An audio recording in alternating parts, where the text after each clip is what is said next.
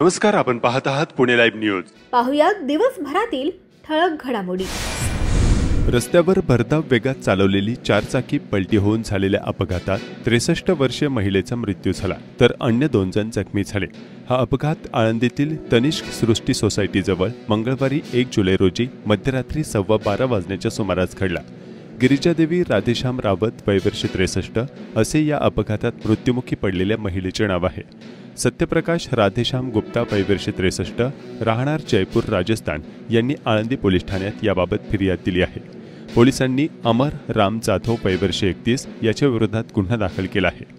मंगळवारी रात्री फिर्यादी आणि त्यांचे नातेवाईक व वृद्ध महिला गिरिजादेवी रावत हे चारचाकी वाहनातून प्रवास करत होते।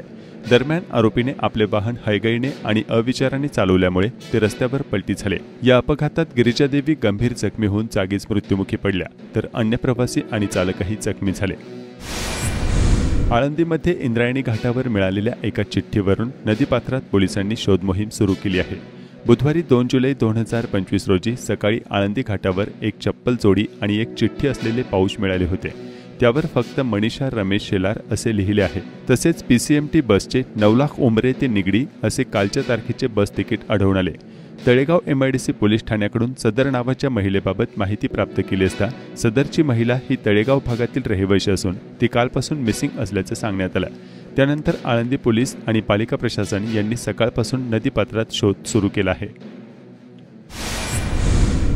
खेडघाटाच्या खालील भागात बुधवारी दुपारी 2:30च्या सुमारास लाकडांनी भरलेली पिकअप जीप पलटी झाली। या अपघाताचे व्हिडिओ प्रत्यक्षदर्शींनी पाठवले आहेत।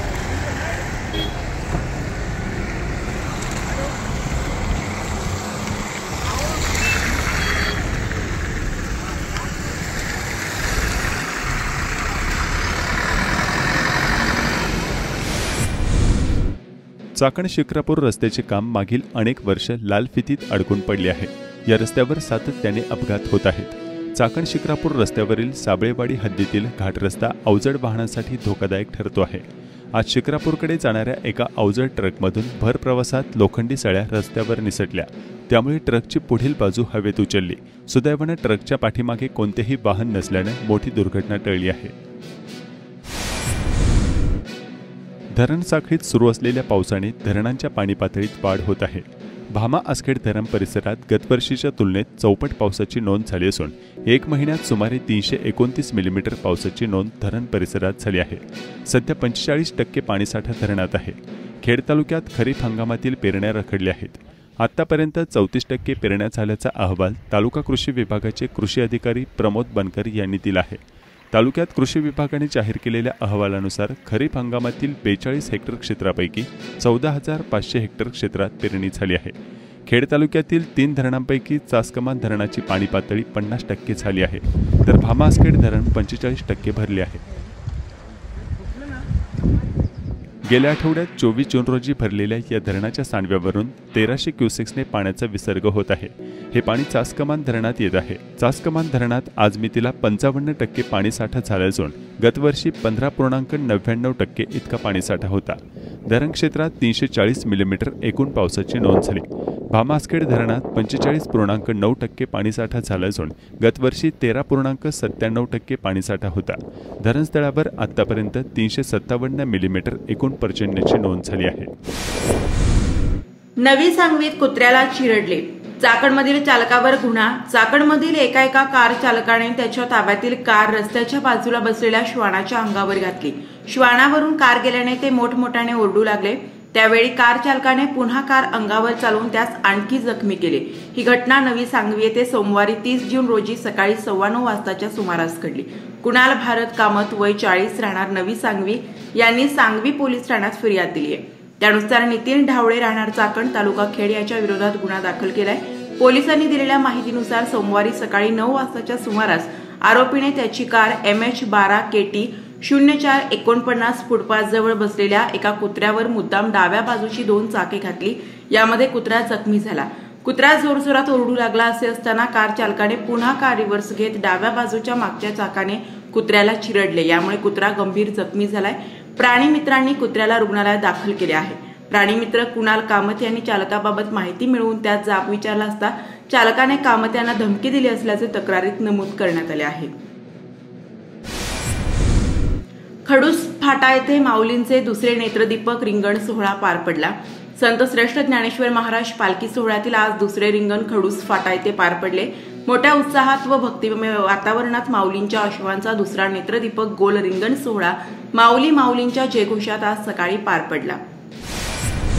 डॉक्टर डेचे औचित्य साधून राजगुरुनगर मेडिकल प्रॅक्टिशनर्स असोसिएशन व ग्रामीण रुग्णालय चांडोरी यांच्या वतीने आयोजित खेड पोलीस स्टेशन आणि राजगुरुनगर परिषदेच्या कर्मचाऱ्यांसाठी मोफत आरोग्य तपासणी शिबिरात 210 कर्मचाऱ्यांची वैद्यकीय तपासणी करण्यात आली. या शिबिराचे उद्घाटन राजगुरुनगर नगर परिषदेचे मुख्याधिकारी अंबादास गरकड, पोलीस निरीक्षक सुभाष चव्हाण यांच्या हस्ते करण्यात आले. याप्रसंगी वैद्यकीय अधीक्षिका डॉक्टर तेजश्री रानडे, डॉक्टर पूनम चिखलीकर यांच्या मार्गदर्शनाखाली आरोग्य तपासण्या करण्यात आल्या.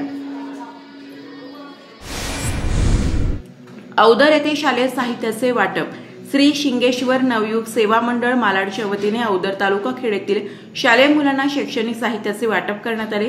औदर गावाची मुख्य जिल्हा परिषद शाळा, सरस्वती विद्यालय, भगवतवाडी, चौरेवाडी, होजगेवाडी या वस्तीवरील शाळेतील जवळजवळ 300 विद्यार्थ्यांना शालेय साहित्याचे वाटप करण्यात आले.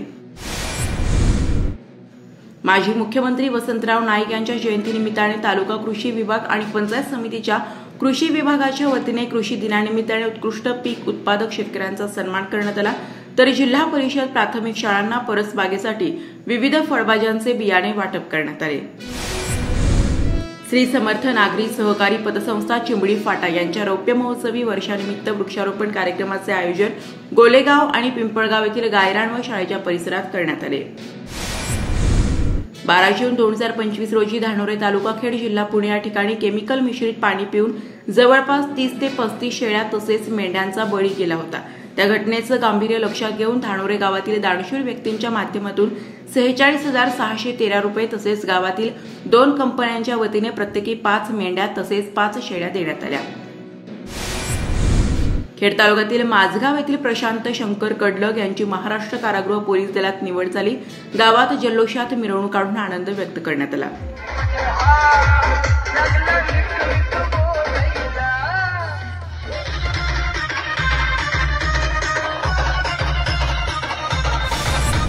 चाकण येथे मोरया ढोल ताशा पथकाचे औपचारिक उद्घाटन पार पडले. चाकण पंचक्रोशीतील मान्यवर उपस्थित होते.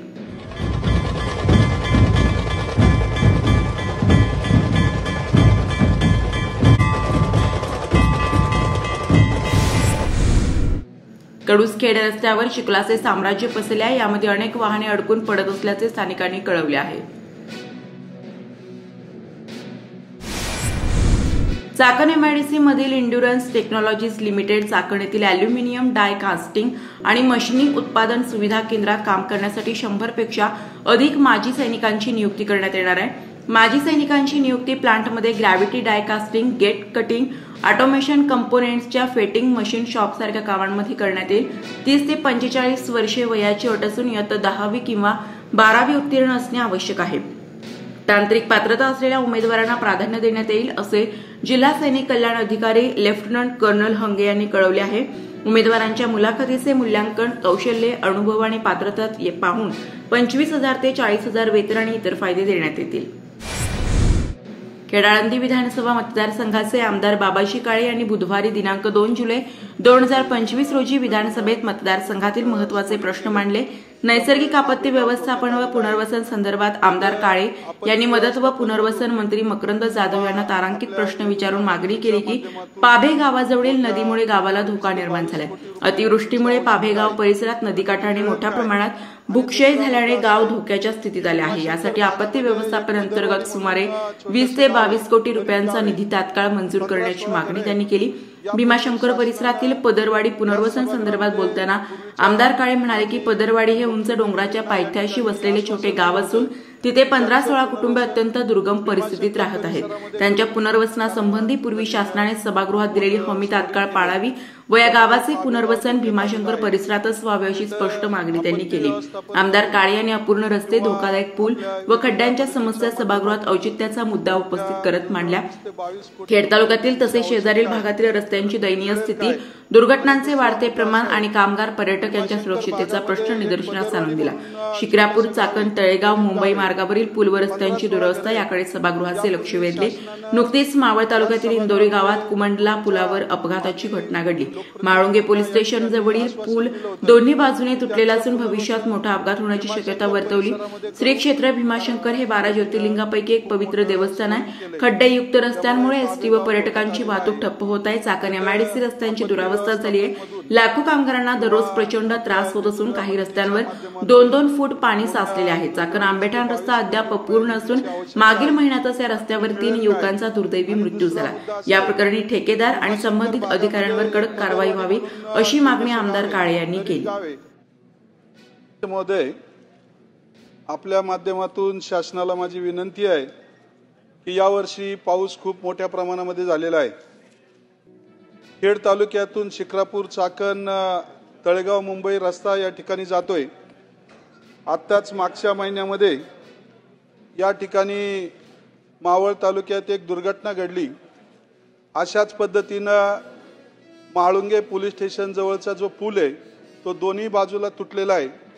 मोठ्या प्रमाणामध्ये ट्रॅफिक जर झाली आणि त्याच्यात जर गाड्या अडकल्या तर मोठ्या प्रमाणामध्ये दुर्घटना होऊन तो रस्ता बंद पडू शकतो। दुसरा विषय असा की पावसामुळे पश्चिम भागातील सगळेच रस्ते त्या ठिकाणी मोठे खड्डे आणि पाणी साठलेलं आहे। भीमाशंकर हे 12 ज्योतिर्लिंगापैकी एक देवस्थान त्या ठिकाणी आहे आणि एसट्या आणि पर्यटकांचं जाणं येणं त्या ठिकाणी बंद झालेलं आहे। एमआयडीसी तुम्ही आपल्या मतदारसंघाच्या शेजारीच आहात। मोठ्या प्रमाणामध्ये एमआयडीसी आपल्या चाकण हबमध्ये आहे। एमआयडीसीच्या सर्व अधिकाऱ्यांचं रस्त्यांवर दुर्लक्ष आहे। सर्व रस्ते खड्डेमय झालेले आहेत।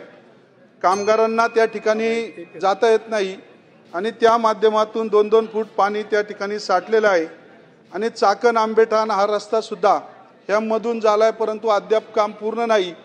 मृत्यूचा सापळा म्हणून त्या रस्त्याची ओळख आहे। मागील महिन्यातच 3 युवकाचा मृत्यू त्या ठिकाणी झाला आणि त्याला जबाबदार खऱ्या अर्थानं कॉन्ट्रॅक्टर आणि अधिकारी आहेत, त्यांच्यावर कारवाई व्हावी। आणि आपल्या माध्यमातून शासनाला मी विनंती करतो की ह्या सर्व रस्त्यांची दुरावस्था पाहून लवकरात लवकर त्या ठिकाणी नूतनीकरणासाठी कार्यवाही व्हावी आणि आपल्या चाकण शिक्रापूर रस्त्याचं लवकरात लवकर टेंडर होऊन कामाला सुरुवात व्हावी अशी अपेक्षा व्यक्त करतो। धन्यवाद। धन्यवाद। आपण पाहत होतात पुणे लाईव्ह न्यूज। भेटूयात उद्याच्या बातमीपत्रात।